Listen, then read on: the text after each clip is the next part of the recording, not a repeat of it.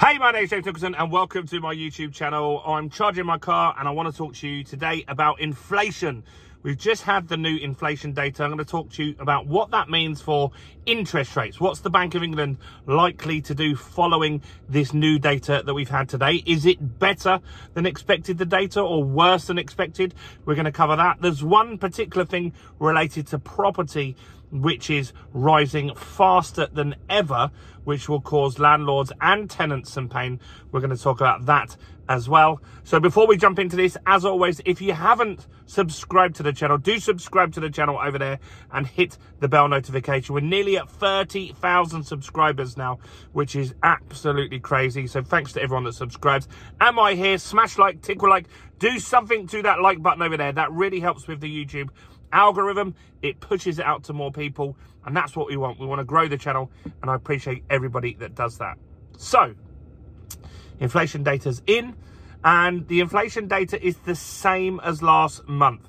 We've got inflation at 2.2%, and that is along the lines of the expectations of the analysts. Now, it's kind of good because what the expectations were, and the Bank of England was talking about only a few months ago, was that by the end of 2024, the inflation would be back up to 2.75%. That's not happening at the moment. It isn't going back up. There is some indications that potentially it could improve as well. So this is fairly positive. While it's above the target, it's still fairly positive. Now, the big problem that they're focusing on at the moment, and they've got concerns about, which they'll talk about in the meeting tomorrow. We'll cover the Bank of England meeting tomorrow.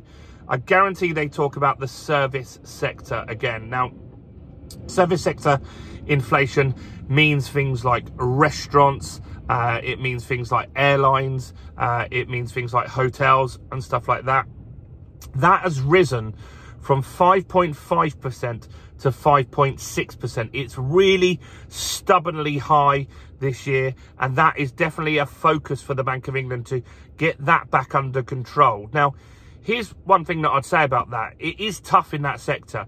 There was mandatory minimum wage rises for lots of businesses, and of course they're going to comply with that. That means it's going to cost them more to staff their businesses. So, of course, those costs are going to be passed on to the customers. You've also got still relatively high energy prices at the moment, which is causing them problems. And the cost of food and stuff like that, while it isn't going up like it was, it's not going down. And so some people have had to effectively increase their prices due to that. So service inflation is something to keep an eye on. It's gone from 5.5% to 5.6%. Now, one thing that has really impacted inflation this month is airfares. I'm actually, ironically, at an airport at the moment. I'm at Gatwick Airport. You might see a plane fly over at some point or hear one while I'm doing this video. Just about to pick up my cousin from who's flying into Gatwick from Berlin. And airfares are up 22% between July and August this year. Now, of course, airfares go up in the summer months. That's normal. But this is the second biggest increase in airfares ever, which is definitely something to take note of. And that needs a little bit more investigation on why that has happened. Guess it's mostly due to energy costs and fuel costs. That's generally what happens in that sector. But that's a big increase, 22% in a month. That wasn't enough to push up inflation, but I would imagine if that hadn't happened, we might have had a little dip in inflation. So that's interesting to see how that impacts things going forward. Now, they have made a statement on the fact that that isn't likely to continue. Airfares are quite volatile. They do change very quickly. So potentially that could level out fairly soon. Next is the energy prices are actually falling. Although I'm in an electric car, I'm charging right now. When I drive around, I do see, and you've probably seen this as well, fuel prices have been dropping quite a lot this month. Literally every few days when I'm driving to the office in Dorking, I do see that the cost of fuel is going down, and energy prices in general have gone down this month, which is good for everyone going forward. So that hopefully will impact the service industry. Maybe they can bring the prices down off the back of that stuff, and that's something to keep an eye on as well. Core inflation. This inflation takes out the volatile stuff like the energy, like the airfares, those sorts of things. And core inflation is down slightly as well. It's 3.6% now, which is still high, above the target of 2%, but it's definitely not running crazy, like out of control at the moment. So that's good. It's the service inflation that's really the main concern here. Wages. This is something that I listen to all the Bank of England meetings every single month, and every single time they talked about two things: service inflation, which they're going to talk about tomorrow, and wages. They were worried about wages going up, and something called a wage price spiral, or wages just keep going up, and that pushes inflation up. Then the wages go up even more. The wages are still high. The wages have dropped from an average of 5.4% increase per year to 5.1%. So that's moving in the right direction, and that is going to give the Bank of England some more confidence that they can drop rates at some point again this year. Now, rent. This is the big one. Rent is something that when it increases is unlikely to drop again. And so when we talk about airfares, they fluctuate wildly. Food can fluctuate wildly. Energy costs can, as you see yourself when you're driving around, the cost of petrol is dropping. But when a rent goes up, it is unlikely that it will drop again, and that will be the new benchmark for that. Rents are up 8.4% this year, and I think that that is something that's going to get worse. We've done a lot of videos this year on the Renters' Rights Bill. On that video, more than 1,600 people commented.